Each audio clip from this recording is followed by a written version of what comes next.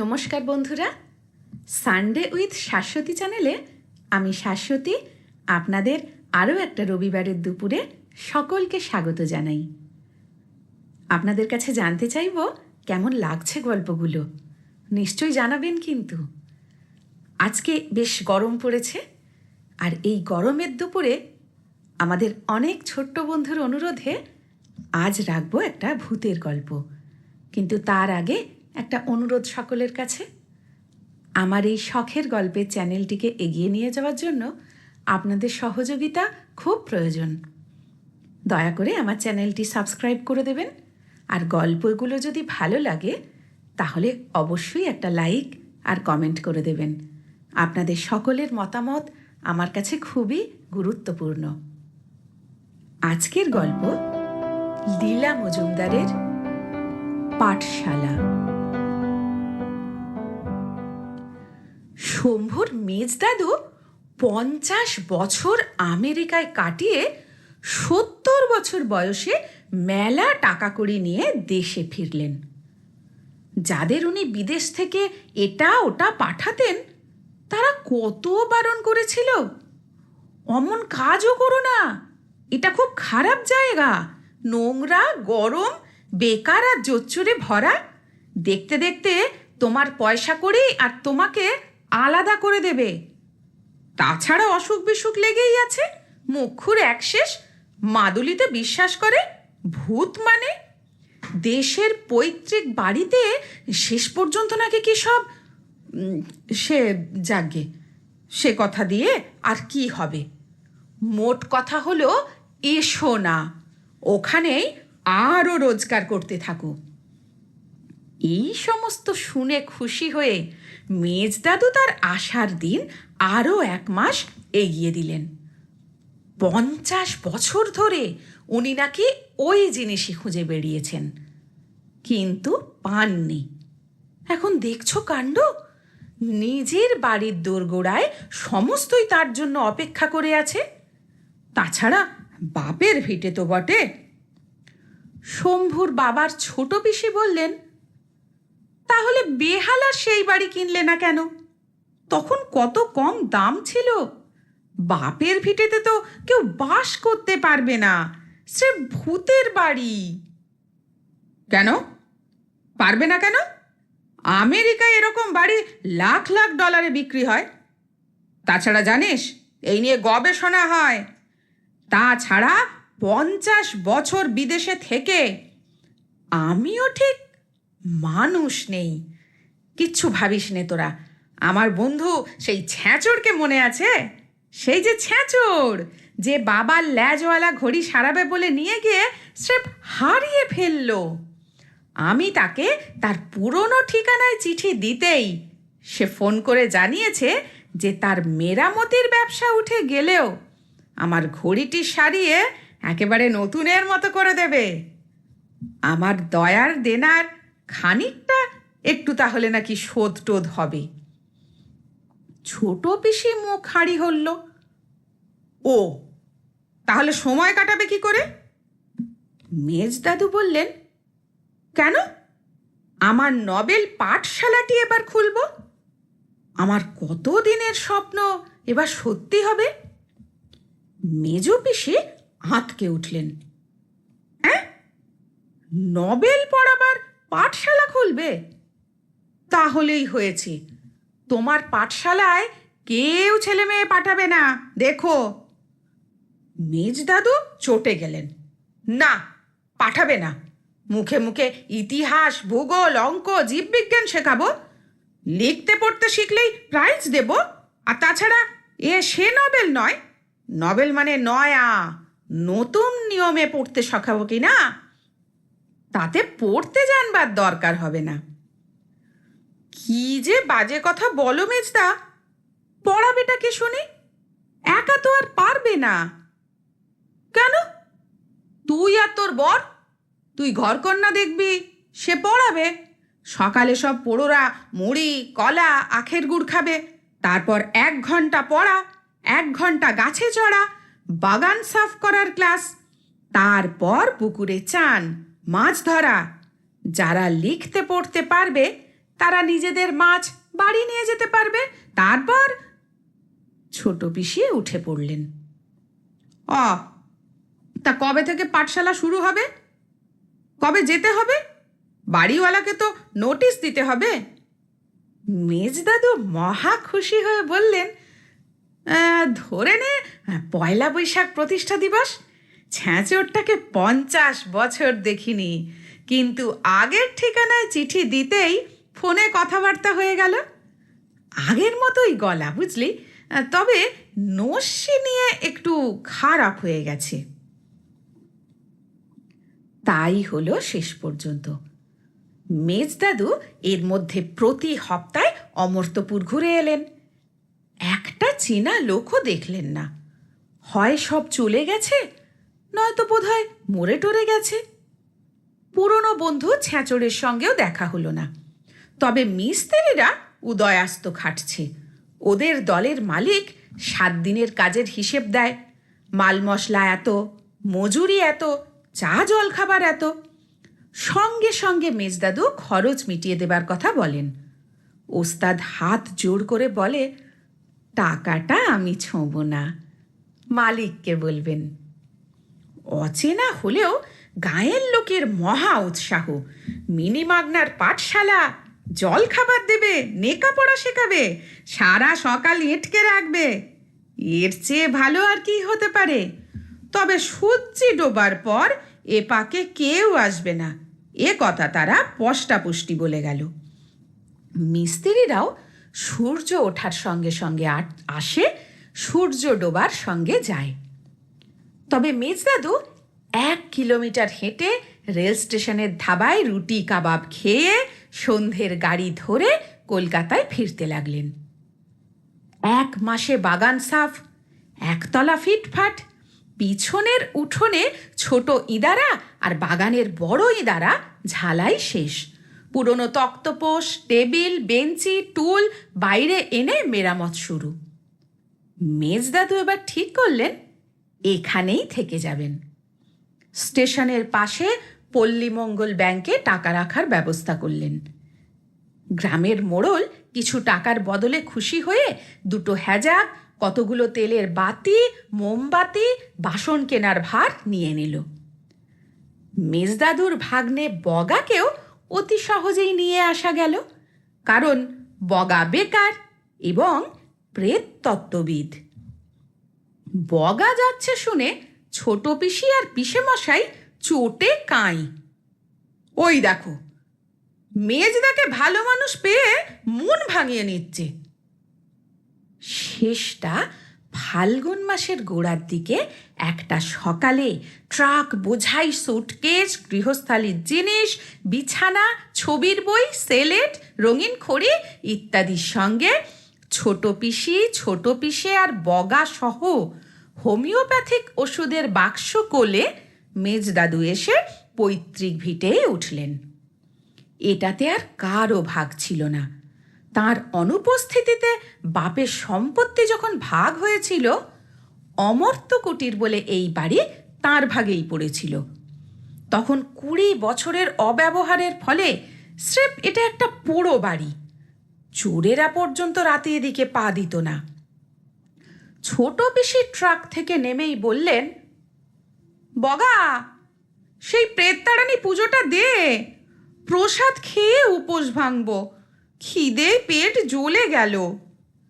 সঙ্গে সঙ্গে বাড়ির সদর দরজা দিয়ে কালো রোগা কোকড়া চুলওয়ালা একটা লোক ছুটে বেরিয়ে এসে মেজদাদুতে বুকে জড়িয়ে ধরে ডুকরে কেঁদে উঠল। মেজদাদু এক গাল হেসে তার পিঠ চাপড়ে বললেন, ও কি রে ছ্যাঁচড়, তোর ছিঁচকাঁদুনি স্বভাবটা গেল না।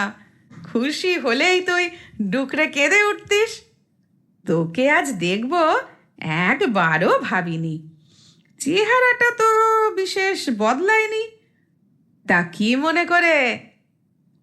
ছ্যাঁচড় ওদের আদর করে ভেতরে নিয়ে যেতে যেতে বলল, আছি এখানে, কাজকর্মের যেটুকু নিজের চোখে দেখবো ভাবলাম।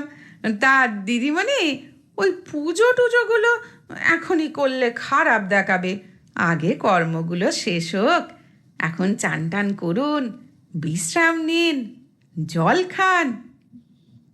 মেজদাদুও বললেন, সেই ভালো রে বগা, অসম্পূর্ণ কাজের ওপর কখনো পুজো হওয়া উচিত বলে তো মনে হয় না। চল রে ছ্যাঁচড়, তুইও আমাদের সঙ্গে বসে যা। ছ্যাঁচড় কিছুতেই রাজি নয়, তার নাকি অনেক কাজ বাকি। সে হন্তদন্ত হয়ে বেরিয়ে গেল। ছোট পিসি ভুরু কুঁচকে বললেন, কাজ না আরো কিছু, বলিনি এরা বড্ড গোঁড়া। আমেরিকায় যা তা খেয়েছ তুমি, তা উনি তোমার সঙ্গে খাবেন কেন? তবে আমেরিকায় রোজগার করা টাকা নিতে কোনো আপত্তি হবে না। মেজদাদু দুঃখিত হয়ে চুপ করে রইলেন। তারপর বললেন, এক পয়সাও নেয়নি আজ পর্যন্ত। বাড়ি সারাবার মাল মশলা মজুরির জন্যও নয়, বরং পারলে আমায় কিছু দেয়। বলার সঙ্গে সঙ্গে ছ্যাঁচড় একটা মরচে ধরা ক্যাশ বাক্স আর এক গাল হাসি নিয়ে ঘরে ঢুকলো। কই, খাওয়া দাওয়া চুকলো? কাণ্ড দেখো ভাই, বড় ইদারা থেকে যেসব রাবিশ উঠেছে তার মধ্যে এইটিকে পেলাম। এই মনে হচ্ছে তোমার পিসির বিয়েতে যে ক্যাশ বাক্স ভর্তি যৌতুকের মোহর উধাও হওয়ার গল্প শুনেছিলাম, সেটা সত্যি। চোর সেটিকে কুয়োর মধ্যে ফেলে দিয়ে ভেবেছিল পরে উদ্ধার করবে, তারপর আর হয়ে ওঠেনি। মেজদাদু আকাশ থেকে পড়লেন। আরে তাই তো, এই তো এই তো ঠাকুরদার নাম খোদাই করা রয়েছে। ইস, এই জন্য বিয়েটাই ভেঙে গিয়েছিল। তারপর তো তোর কাকা এসে পিঁড়িতে বসলো, তবে পিসির বিয়ে হয়েছিল। আছেন দুজনের সঙ্গে। এই বলে এমন ভক্তি ভরে ছ্যাঁচড় তাদের উদ্দেশ্যে নম করল যে মেজদাদুর বেজায় হাসি পেল। সেদিন থেকে পাঠশালায় ভর্তি হবার জন্য গাঁয়ের সব ছেলে মেয়ে লাইন দিল।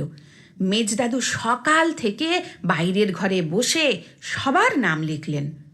বগা কিছুদিন হোমিওপ্যাথি পড়েছিল, তাকে দিয়ে 51টা ছেলে মেয়ের নাকের ও কানের ভিতর পরীক্ষা করালেন। গাঁয়ের লোক মহা খুশি। তার উপর জল খাবার, একদিনেই প্রায় সব সিট ভরে গেল। তাই বলে সিট মানে সত্যি বেঞ্চি টেঞ্চি নয়, ওই খানিকটা বসবার জায়গা। পরদিন থেকেই মহা হইচই করে পাঠশালা আরম্ভ হয়ে গেল। বুড়োরা হাঁ করে দত্তি দানোর গল্প শুনল। তেঁতুল বিচি দিয়ে 20-25 বলে চমৎকার একটা খেলা শিখল। গাছে চড়ে পাখির বাসা দেখল। ডিমে হাত দেওয়া বারণ। বাগানের আগাছা তুলল, খেলো দেলো, মাছ ধরবার ছিপ তৈরি করলো। তারপর দুপুরে সব বাড়ি গেল। রাতে নতুন খাতায় মেজদাদু সব নাম তুলছেন। এমন সময় ফস করে ছ্যাঁচড় ঘরে ঢুকে বলল, হ্যাঁ রে, দেখ তো একে চিনতে পারিস কিনা। মেজদাদু অবাক হয়ে তাকিয়ে রইলেন। সে কি পণ্ডিত মশাই? আমি ভেবেছিলাম পণ্ডিত মশাই বললেন, আরে না রে বাবা না, সেসব নয়, আমি এসেছি তোর পাঠশালায় ভর্তি হতে। বলেন কি পণ্ডিত মশাই? হ্যাঁ তাই, তোর ওই তেঁতুল বেচির খেলা দিয়ে গুনতে শেখাটা আমার না জানলেই নয়। মাঝে মাঝে ভারী অসুবিধায় পড়ি। সংস্কৃতের মানুষ, আঁকটাক আমার মাথায় ঢোকে না। তোর ক্লাসের এক কোণে মাটিতে বসে থেকে সব দেখবো শুনবো, তাতে তোর আপত্তিটা কি বল? মেজদাদু বললেন, না না, সে তো সৌভাগ্যের কথা। তবে কি জানেন, দুটো পোড়ো এনে গার্জেন হয়ে ঢুকলে ভারী ভালো হতো।